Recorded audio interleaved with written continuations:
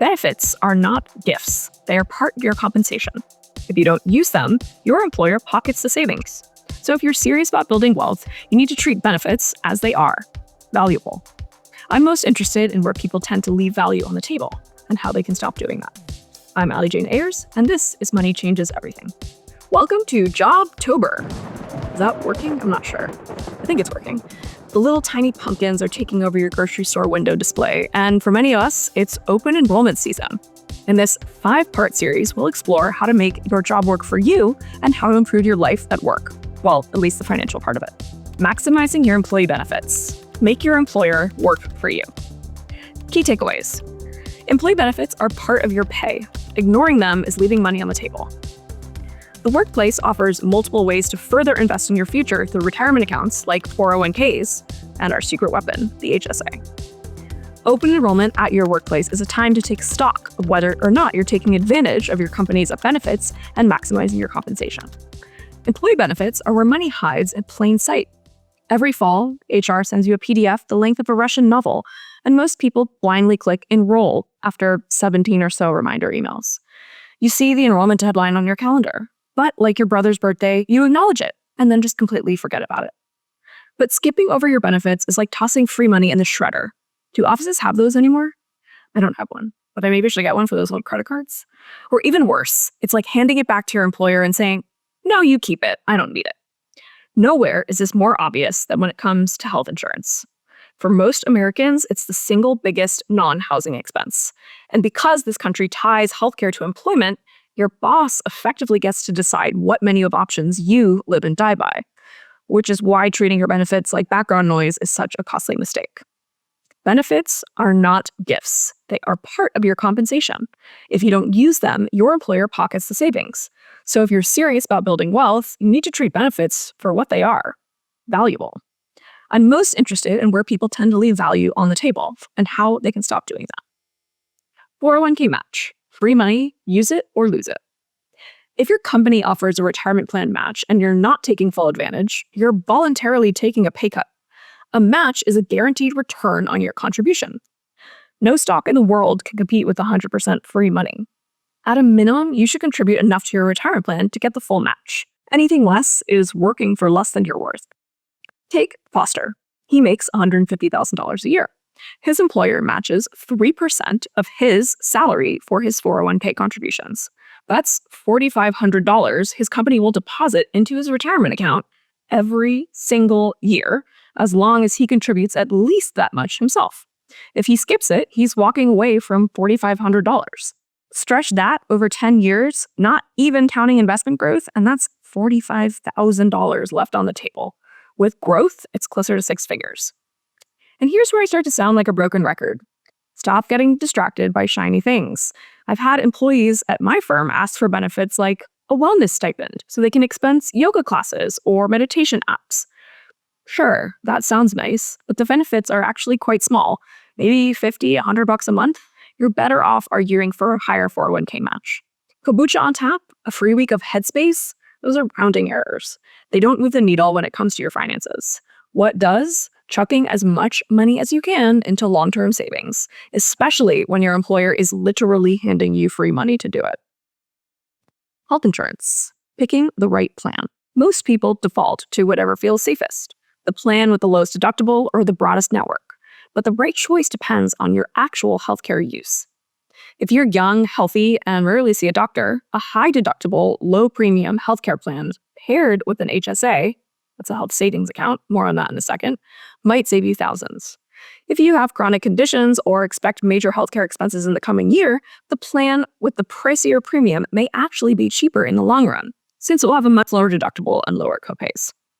Don't pick your healthcare plan based on your coworker's advice. Run the numbers based on your own life and circumstances. Lucky for you, the financial planning nerds at my firm built a health insurance calculator for you. I'll link that here. Health savings accounts, the HSA, the stealth retirement account.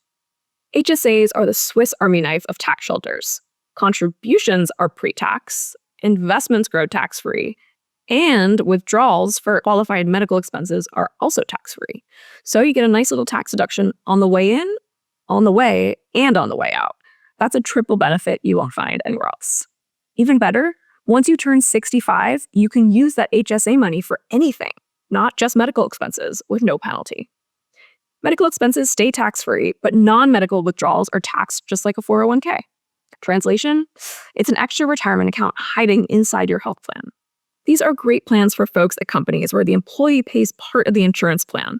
If you're at a company that pays 100% of your health insurance, you're probably better off going with one of the fancier, lower deductible plans, because it's literally free to you.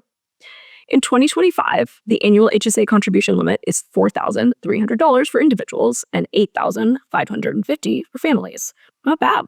See, I told you, secret IRA. But these are paired with a minimum deductible of $1,650 for individuals and $3,330 for families. So you might end up spending the savings on healthcare if you need it. Equity and stock options. Know what you're holding. Equity was once this niche thing for software engineers at Microsoft and Adobe, and now it's been democratized across many companies. If you work in tech or at a startup, equity is often the shiniest part of your comp package. But here's the catch. Equity isn't real money until you sell it. There has to be a public market to sell it in, or someone has to acquire your company. Vesting schedules, exercise windows, and tax treatment matter just as much as the dollar amount in your offer letter. We won't get into all the jargon today, but I've written extensively about this before. I've got primers on all types of equity, which I'll also link here. Too many employees sit on stock options, hoping for a windfall without building a strategy. Don't do that. Learn your vesting schedule, understand the tax consequences of purchasing any options you have, and plan for liquidity events. Your company's success may be out of your control, but how you handle your equity isn't. If you think your stock might be worth more than, say, $200,000, please reach out to a financial advisor who knows what they're doing. We can really make a difference in most cases with careful planning. Speaking of tech, at my financial advisory firm, we see clients at companies like Google and Spotify with great equity packages, but also incredible other benefits. In fact, we have highly specialized guides for each of these specific companies. Asana, BarkBox, Etsy, Spotify, Palantir, Squarespace, Coinbase, Olo, Facebook, which we're now calling Meta, I guess. If you work at one of those companies, we've got guides about your specific benefits at your specific company. Life insurance, the overlooked essential. Most people assume life insurance is only for parents or homeowners. Wrong. If anyone depends on your income, your partner, sibling, child, or parent, you need coverage. And the life insurance your workplace offers may be the cheapest, most accessible way to get it. It's because group life insurance policies through work don't care about any pre-existing conditions you might have. You're covered simply because you're on your company's payroll as part of a larger pool of people. That means if you've had health scares, you've got a tricky family history, or you've been denied individual coverage before, the policy at work could be your best shot at meaningful protection. And the cost? It's usually pennies on the dollar compared to buying it on your own. Employers typically give you 1 to 2 times your salary for free, or some just start with a dollar amount of $50,000, which is basically enough to cover funeral expenses. Then sometimes they'll offer these buy-up options, say 4 or 5 times your salary, for a fraction of what a private policy would cost. One issue you may run into is that group coverage may discontinue when you leave the job. Some policies can be converted to individual plans and transported with you to your next job or retirement, but at a much higher premium. That's why the smart play is both and. In other words, grab the group life insurance coverage now, especially if you have any health risks. And if you can qualify, supplement that insurance with a private term policy so you're not left uncovered if you change jobs. Skipping life insurance because it feels boring and morbid is a mistake. If you've ever watched a GoFundMe circulate after someone's death, you already know why. Your benefits booklet is offering you a way to prevent that. Take it. Disability insurance. The most important insurance you've never thought about. If life insurance protects your family in the event of death, disability insurance protects you while you're alive. Your ability to earn income is your biggest asset. If illness or injury keeps you from working, disability insurance replaces part of your paycheck. Most employers offer basic coverage, but it's often not enough. Look into long-term disability options, especially the buy-up levels. They're usually cheap for a workplace plan and can mean the difference between stability and financial disaster. The overlooked perks. Don't forget the fine print.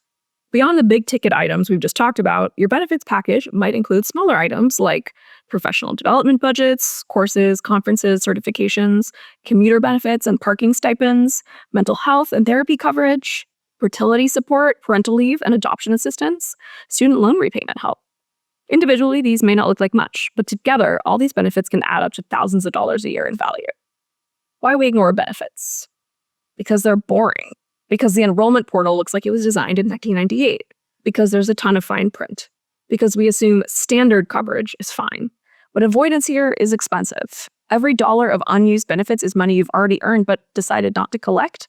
Remember the asteroid? It's here. Log into the damn portal and take advantage of these benefits. Make your employer work for you. Benefits aren't charity. They're not a nice to have. They're part of your pay. Use them. Go to the dentist for fuck's sake. Get new glasses with that FSA. If you don't, you're subsidizing your employer's bottom line. Make this the year you actually read the booklet and run the numbers. Ask HR questions. They're literally paid to help you. Pick 3 benefits you're not using and fix those first. Then make it a yearly ritual to check and see if you're taking the best advantage of your benefits and enroll in what makes the most sense for you financially. Then take yourself out to a nice meal, because this shit sucks. Open enrollment isn't homework. It's just your money's annual checkup. And here's my parting shot.